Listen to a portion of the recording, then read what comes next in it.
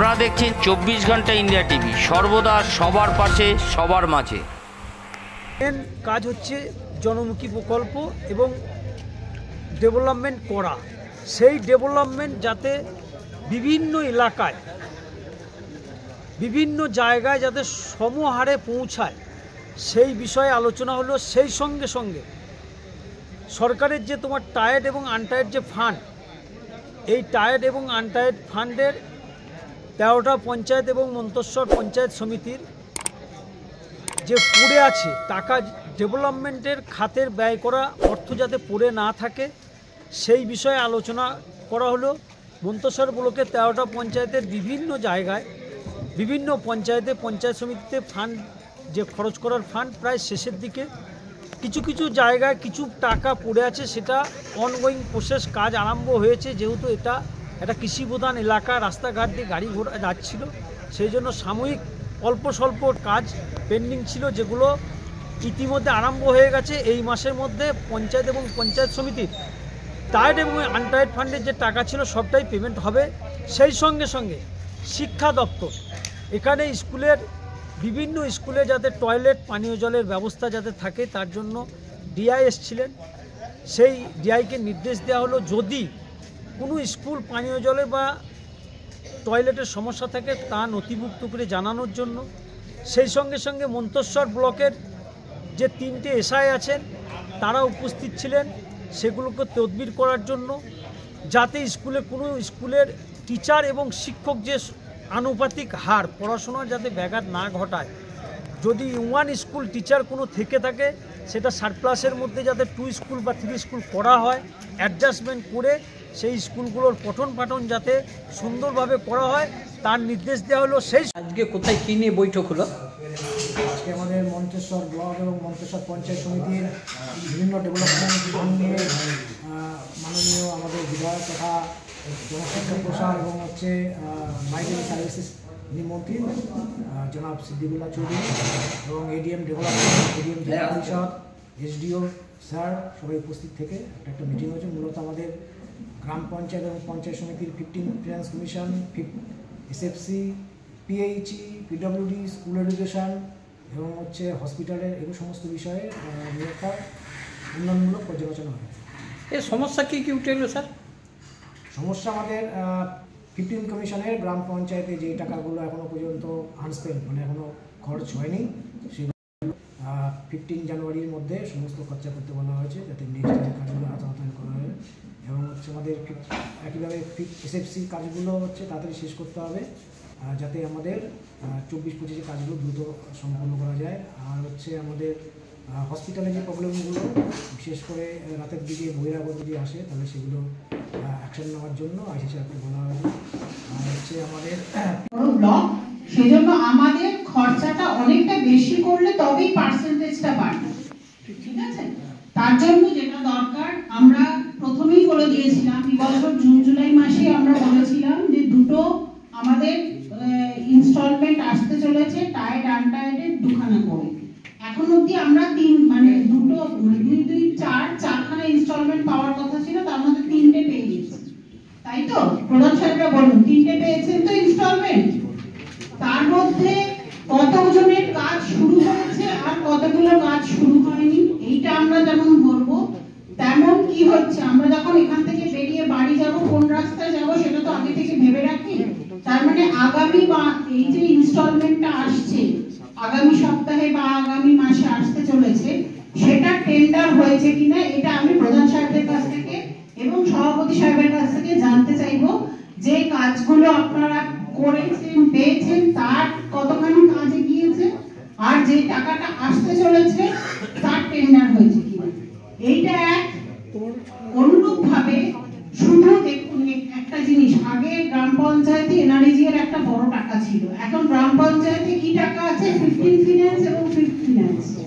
আমরা চাইবো না যে আমাদের 50 হাউস হোল্ডের মাত্র 45% কভার হয়েছে এবং আমরা মনে হয় ডিস্ট্রিক্টের শেষ, ঠিক আছে? একটু যারা দুর্গাপুর ডিভিশন আছেন 12খানা স্কিম, ওনারা যদি কাজটা একটু দ্রুত না করেন তাহলে কিন্তু কবে শেষ হবে? বিশেষ করে আপনাদের সেই আকাশের এজেন্সি নাকি আছে, ওনার কাজ কিন্তু খুব খারাপ, ঠিক আছে? একটু দ্রুত না করলে অনেক অভিযোগ আসে, অভিযোগ করতে গেলে 1 ঘন্টা কাজগুলো একটু দ্রুত যেন হয়, না হলে কিন্তু আমাদের কাছে আমরা যে সামলাতে পারছি মানে এত কমপ্লেন আসছে আমাদের পক্ষে সামলাতে ওইটা একবার এর মধ্যে লিখতে পারবো, পাঠিয়ে দিন, আমরা ওখানকার এসডিওর সাথে কথা বলে তো ইলেকট্রিসিটি হোক, পিএইচই হোক, পঞ্চায়েত হোক, রাস্তা হোক, পিডব্লিউডি, যে যেখানে খোরাখুরি করবে তার দায়িত্ব হলো সেটাকে ঠিক করা। এটা খুব ভালোভাবে সবাই নোট করবে। পিএইচির যিনি আছেন, এটা অতি আবশ্যক। দিন তো লাগে না, 50 দিন লাগে না। এটা চটজলদি হলে মানুষের সমান স্কুলের ছাত্রছাত্রীরা নবান্ন থেকে সরকার পরিচালনা করতে পারতেন বা পারেন, এখনো সেই ক্ষমতা নীতিগতভাবে আইনগতভাবে তার হাতে আছে, অধিকার আছে। কিন্তু তবুও এক এক জেলায় 2 বার 3 বার 4 বার করে মিটিং করছেন, জেলা পর্যায়ে করছেন, সাব ডিভিশনাল পর্যায়ে করছেন। করার লক্ষ্য হলো কাজের গতি প্রকৃতি কোথায় দাঁড়িয়ে আছে, সমস্যাটা কোথায়। এত দেওয়া বা সরকারের এত পরিকল্পনার পরেও মানুষের অভিযোগ থেকে যাচ্ছে। সেই অভিযোগ শর্ট আউট বা সমাধান করার ক্ষেত্রে মুখ্যমন্ত্রী ক্যাবিনেট মিটিং এর পরে আমাদের বলেন যে আপনার এলাকায় যান না কেন, কথা শোনেন না কেন, আমাদের কাছে কৈফিয়ত চান। তারপরে কাজের গতি প্রকৃতির জন্য নিজেদের সমন্বয় খুব প্রয়োজন বলে আমি মনে করছি। অনেকগুলো সরকারি দপ্তর, 42 জন মন্ত্রী, বোধহয় 64 কি কম বেশি হবে, আমি সঠিক সংখ্যা বলতে পারছি না, এতগুলো বিভাগে সরকার কাজ করছে। মন্তেশ্বর ব্লক 10টি পঞ্চায়েত, 13টি গ্রাম পঞ্চায়েত বিশিষ্ট বড় পঞ্চায়েত। এই পঞ্চায়েতে সমন্বয় সাধন হলে কাজের গতিটা বাড়বে। ইদানিং ক্যাবিনেট মিটিং এর পরে বিশেষত পিএইচই নিয়ে মুখ্যমন্ত্রী খুব উদ্গ্রীব হয়ে আছে যে আমাকে 26-এর মধ্যে বাংলার প্রায় 38,000 গ্রাম, 11 কোটি মানুষ, কোনো বাড়ি যেন নির্জলা না থাকে। যখন আমাদের জিজ্ঞাসা করছেন আমরা তখন সদুত্তর দিতে পারছি না, ফিডব্যাকটা আমাদের কাছে আসছে না, এটা একটা বড় বিষয়। দ্বিতীয়, কি তার প্রতিনিধি কেউ এসছেন? আচ্ছা, স্কুলে প্রাইমারিতে 1 জন শিক্ষক, কোন জায়গায় 2 জন শিক্ষক, কোন জায়গায় 3 জন শিক্ষক। এই রিপোর্টটা আমি নিজে উপলব্ধি করতে চাইছি, জানতে চাইছি, যাতে প্রাইমারি স্কুলের হাল ঘোরানো যায়, আমরা কি সাহায্য করতে পারি সেটা। স্বাস্থ্য পরিষেবার ক্ষেত্র একই। এইসব বিষয় নিয়ে আজকে এটা সরকারি ভাবে রিভিউ মিটিং, অনেকের কাছে নতুন হতে পারে, কিন্তু রিভিউ মিটিং আমি আমার দপ্তর মাস এডুকেশন লাইব্রেরি সার্ভিসে প্রায় 25-30টা করেছি। মুখ্যমন্ত্রীর বক্তব্য যে আপনার নিজ নিজ জায়গায় রিভিউ করুন, তার বুঝতে পারবেন যে দপ্তরের কাজ কতটা আপনি করতে পেরেছেন। আজকে কালনা থেকে এসডি এসছেন, আরো আধিকারিকরা এসছেন, আমি তাদের ধন্যবাদ জানাই।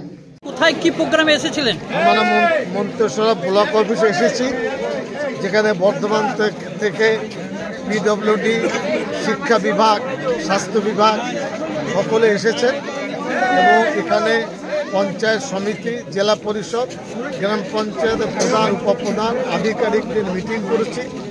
উন্নয়ন খাতে যেভাবে সরকার আমাদের মাননীয় মুখ্যমন্ত্রী খরচ করছেন, কতটা ফলপ্রসূ হয়েছে এটা দেখার জন্য, পর্যালোচনার জন্য এখানে আমরা বসেছি।